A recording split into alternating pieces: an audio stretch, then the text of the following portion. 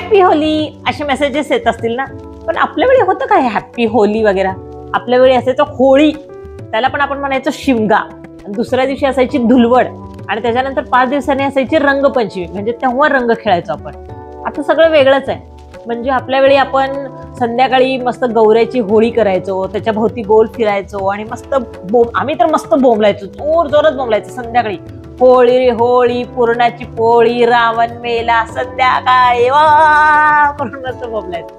आजकाल सोफिस्टिकेटेड लोक संध्याकाळी होळीच्या भोवती त्यांना बोंबलायचं असतं, ते पण गावचेच आहेत ना, त्यांना बोंबलायचं असतं. पण लोक काय म्हणतील म्हणून फेऱ्या मारतात फक्त. काही जण तर हळू असं करतात. म्हणजे कुणासाठी जगतोय आपण मला तेच कळत नाही. आपल्या आनंदासाठी आपण तेही करू शकत नाही, आपण त्यावेळी पण दुसऱ्यांचा विचार करतोय. आमच्या लहानपणी आम्ही दुसऱ्या दिवशी जी होळीची राख पडलेली असायची ना, त्याची मस्त धुलवड खेळायचो. तर धुलवड म्हणजे काय, लोक आत्ताच्या पोरांना तर धुलवड म्हणजे काही माहित पण नाही. धुलवड म्हणजे ती राख असते, राख, माती, चिखल, ती सगळी घ्यायची, त्यात पाणी घालायचं आणि ती लावून खरा खरा खरा सगळ्यांच्या अंगाला लावून फिरायचं.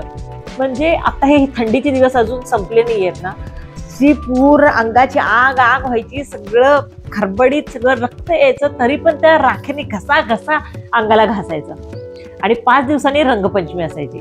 आणि तेव्हा पण आजकालचे काय हर्बल कलर, हे कलर एवढं नाही. म्हणजे एवढ्या पुड्या आणायचो आम्ही 10-10 रुपयाच्या.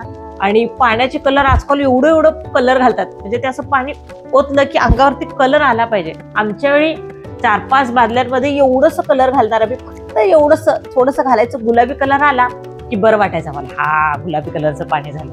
आणि वेगवेगळा कलर आणणार नाही आम्ही, निळ घालणार, कुंकूचं एक पाणी करणार, हळदीचं एक पाणी करणार, अष्टगंधाचं पाणी करणार. म्हणजे थोडेच कलर आणणार पण पाण्याने जास्त खेळणार. आणि खेळणार पण असं, तेव्हा एक वार्निस म्हणून एक यायचं, काय म्हणतात माहित नाही, आम्ही लहानपणी त्याला वार्निस म्हणायचो. म्हणजे वार्निस लावलं की आई शपथ असलं बेकार, ते पांढरं व्हायचं, ते निघता निघायचं, तेलकट असायचं, निघता निघायचं नाही, चिकट चिकट.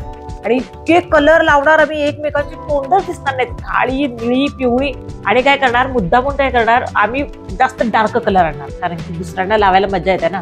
दुसऱ्यांना असले कलर लावणार की जे निघायला नाही पाहिजे, आणि दुसऱ्यांना सांगणार की तू गुलाबी कलर आहे, म्हणजे गुलाबी कलर लगेच निघतो. पण आल्यानंतर 2 तास दगडानं घासायचं, सगळं कातडं निघायचं. त्याच्यानंतर कुठलं बॉडी लोशन आणि काय, मस्त तेल लावायचं. दुसऱ्या दिवशी शाळेत मज्जा यायची. सगळ्यांची थोबाड गुलाबी, माकडासारखी सगळे कलर निघायचे, पण शेवटी गुलाबी कलरच राहायचा. पायाला, हाताला किती पण आंघोळ करू दे, गुलाबी कलर काय 2-4 दिवस निघायचा नाही. आणि आजकाल प्री होळी, पोस्ट होळी, 5-6 दिवस होळी, वेगवेगळे कपडे नवीन घेऊन असं करून पोस्ट काढून होळीचे काय काय वेगळे फेस्टिवल्स असतात, बलून्स मिळतात. आमच्या वेळी अंडी फोडायची डोक्यात, बापरे इतकी भीती वाटायची त्याची.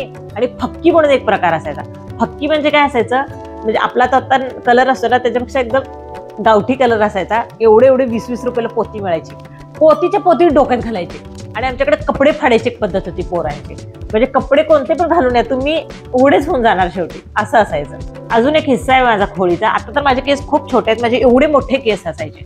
आणि त्या दिवशी होळीला माझ्या डोक्यात 8 अंडे फोडले होते, 8 अंडे.